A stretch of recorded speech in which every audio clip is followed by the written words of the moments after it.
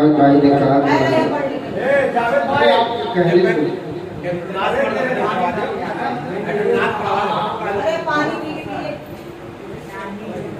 भाई थोड़ा कम बोलो, माशाल्लाह बड़े एतबार से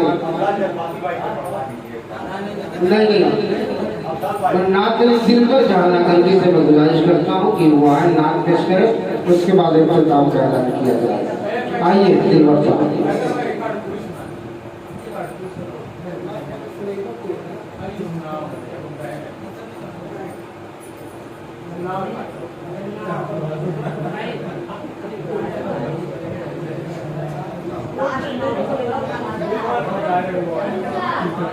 लतीफ़ा का मतलब किसी की से मुलाज़े करना।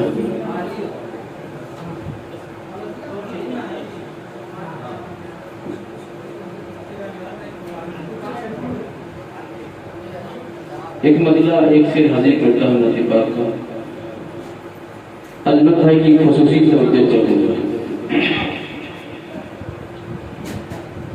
जहाँ पर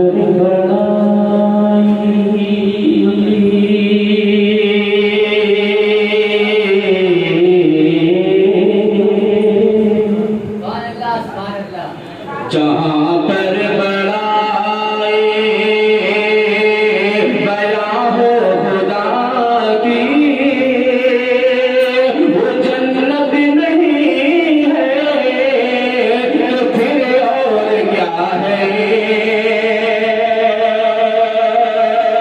हाजिर करता हूँ समाज फरमाए, जहाँ पर बड़ाई बया हो खुदा के,